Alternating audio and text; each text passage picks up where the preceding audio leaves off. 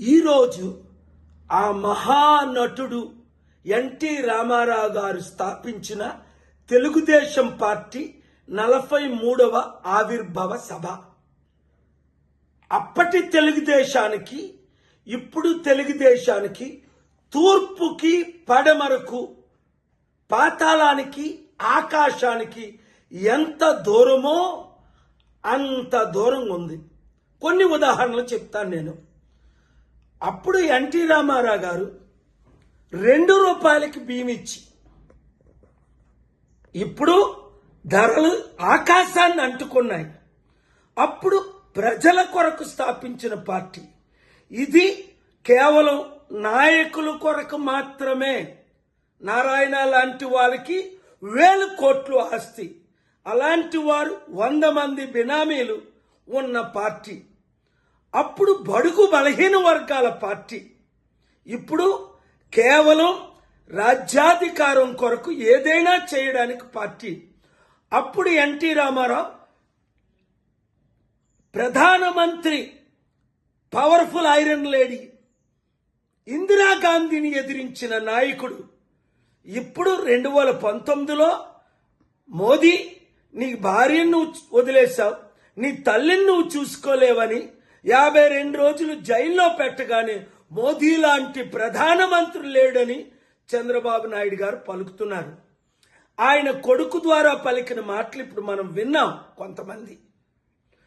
అప్పుడు కలంని ప్రెసిడెంట్ చేసింది ఈ మహానుభావుడే, చంద్రబాబు నాయుడే. లోకేష్, మీ తండ్రి చంద్రబాబు నాయుడిని ముఖ్యమంత్రి చేయడానికి అప్పుడు ఎన్టీ రామారావు గారు ఎంత గొప్ప నాయకుడో, నేను ఎంత పాత్ర వహించానో తెలుగుదేశం నాయకులందరికీ తెలుసు. 5%తో మీరు 2014లో ఓడిపోతుంటే 18 మీటింగులు పెట్టి 5% కల్పించాను. అయినప్పటికీ 1%తో మీరు గెలిచారు.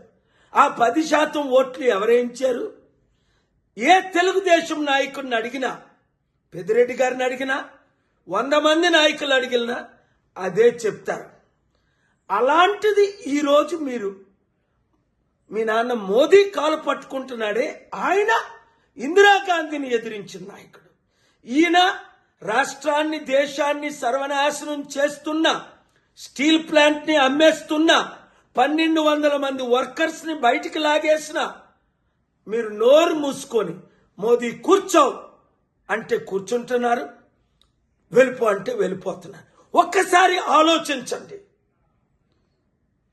ఇంతవరకు 10 నెలల్లో ఇచ్చిన ఒక్క వాగ్దానం నెరవేర్చారా? నిరుద్యోగులకు ఉద్యోగాలయ్యి, నిరుద్యోగ భృతి ఏది? సూపర్ 6 వాగ్దానాలేవి? అమ్మకు వందనం ఏది? అప్పకు పప్పడం ఏది?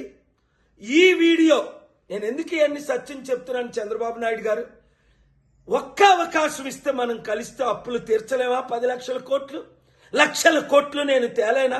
ఒక్క సమిటికి మీరు వస్తే తెలుగుదేశ నాయకులందరూ, ఇంకా తెలుగుదేశంలో ఉన్న యువతి యువకులందరూ చంద్రబాబు నాయుడు గారికి ఈ వీడియో చేరినంత వరకు వైరల్ చేయండి. రాష్ట్రాన్ని కాపాడదాం. లేదా ఆయన ఒప్పుకోకపోతే తెలుగుదేశం పార్టీ నుంచి బయటకు వచ్చి ప్రజాశాంతి పార్టీలో చేరి బడుగు బలహీన వర్గాలకు అధికారం తీసుకొచ్చి ఎన్టీఆర్ ఆత్మకు శాంతిని తీసుకొద్దాం. God bless you. Share this video.